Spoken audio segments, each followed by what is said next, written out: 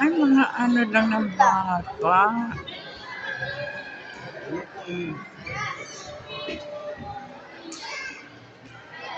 Tingin dito, tingin.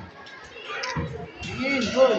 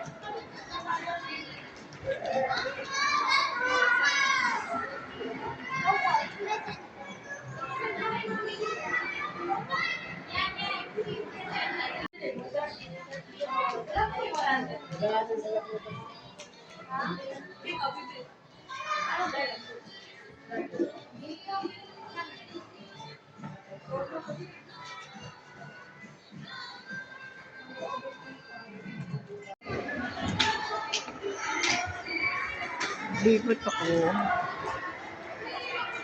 Ay, naku, nakakainis ko naman.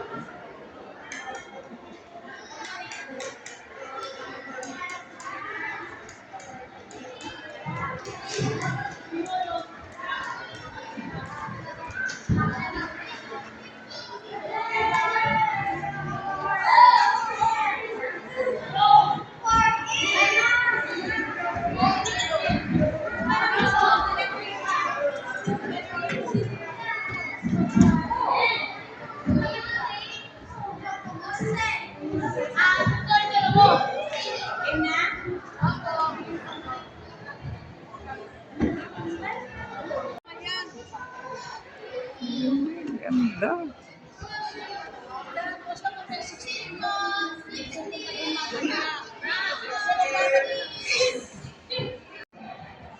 Ito ang buok na sinilangan ni Felix D. Manalo. Kapatid ni Felix D. Manalo. Pwede naman po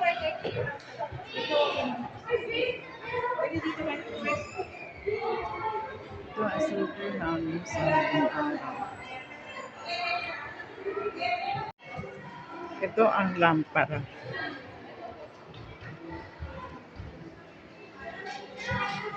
Mapa ng Pilipinas.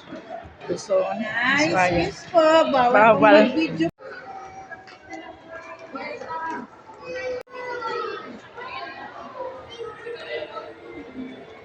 Mercury.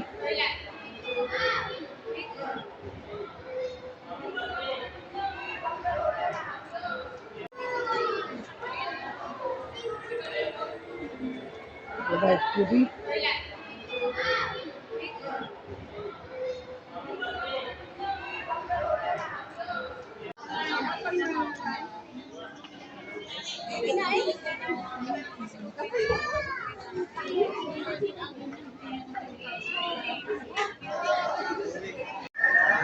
Ito ang loob ng museum ng Iglesia ni Cristo.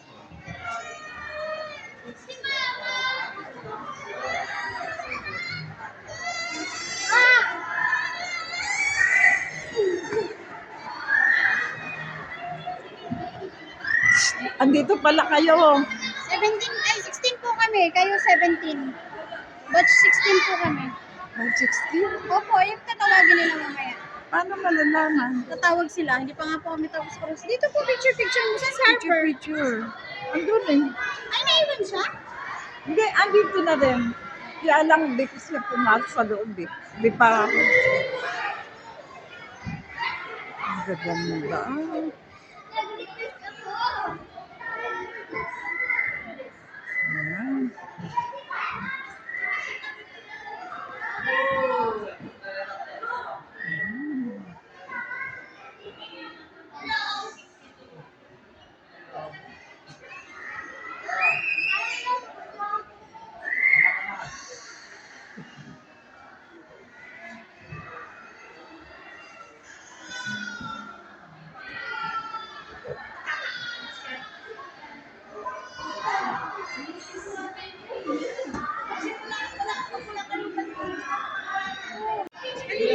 tayo.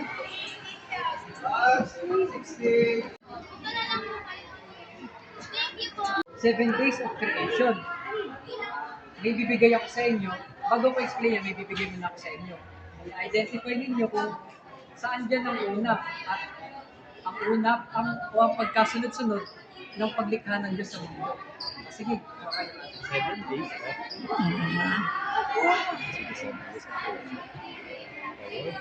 Makinig ka. Makinig. Tulungan Din na ang lang una kapag- dyan. Sige.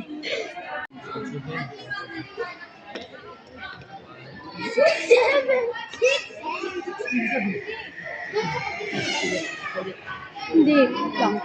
Day 1? Oo ba? Bakit dalawa? One? Tama na sana. Pero, ang totoong pagkasunod niya, ganun pa rin. Yeah. 1, 2, 3, 4, 5, 6, 7. Ginalo lang na.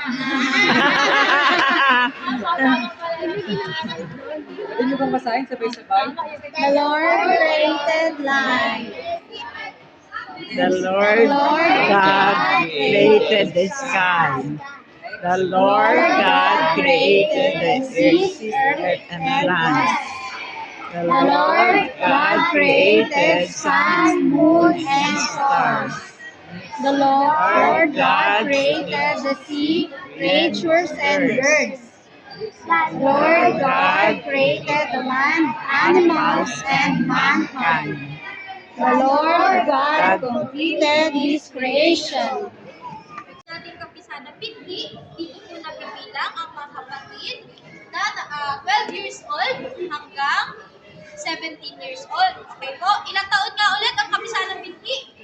12 years old hanggang 17 years. Pipili lang po kayo ng isa sa bawat sagot yan. Kailangan ko po ng, ayan, sakto na po kayo, 2, 4, 6. Ano po? O, group 1, group 2, at group 3.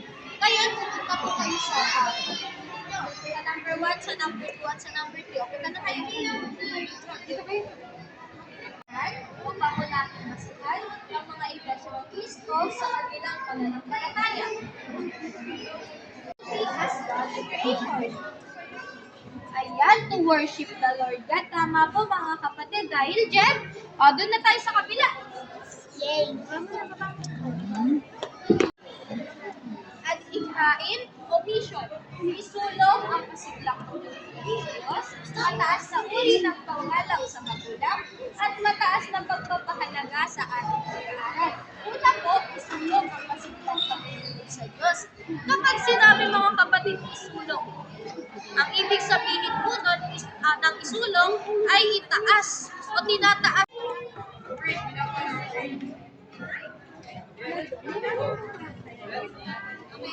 Enjoy the rest of the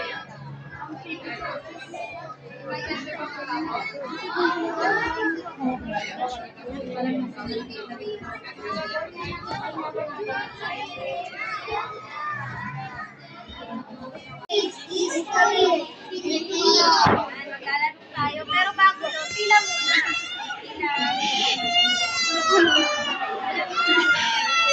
Pila. Okay, meron quiz. Okay, next part. History. Ang hirap na history. Mathematics.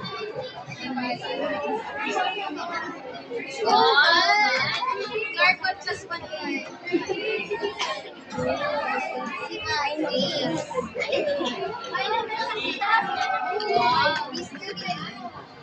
Kanya-kanyang bola.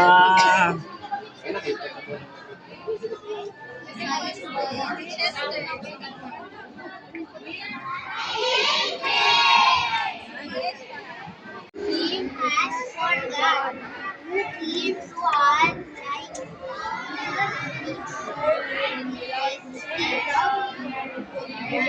Sa paanong paraan ba tayo na malapit sa ating Panginoong Diyos?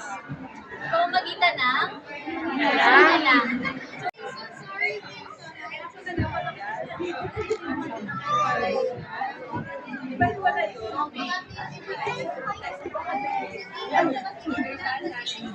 kasi marami kayo eh. Tapos, lalagay nyo ng pangalan nyo, susulatan ninyo, and then ihulog nyo sa box. Okay, sino mo na gusto maging director? Director.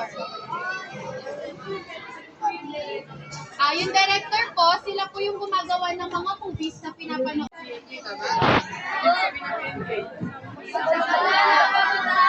Dito kabilang sa pagsunod sa sa binhi. Nakabilang sa binhi. Ayan, may mga binhi. May mga binhi naman sila yung 12 to 75 years old. Pag naging 18 naman sila, mataas na wala asawa, ito na po yung dalawa. Tingin tayo sa ating first one. Ito lang po. Dito kayo naging level. Ano yung photo? Yan. Yung binalik sa amin na ano. Walang kasama. Ay,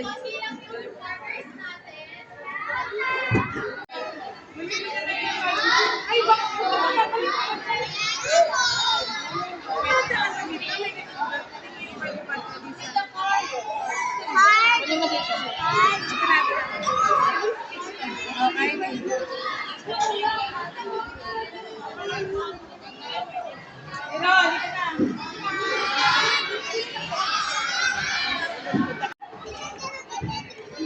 Parang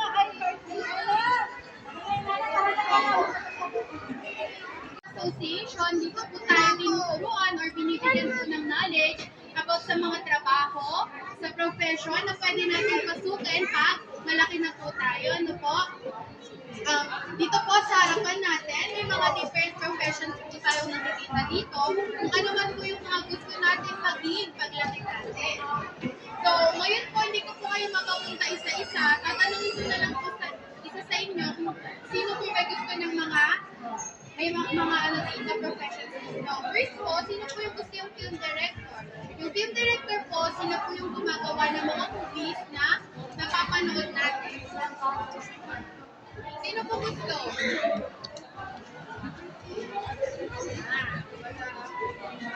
Next, sino naman po gusto maging engineer? Sila po yung mga nagpa-planner, gumagawa ng mga malls, ng mga houses na nakikita natin.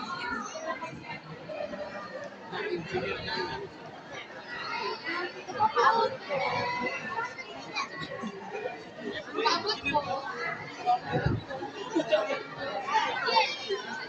Next, writer. Sino naman po gusto maging writer? Sila po yung gumagawa ng mga stories, mga fairy tales na nababasa natin sa book.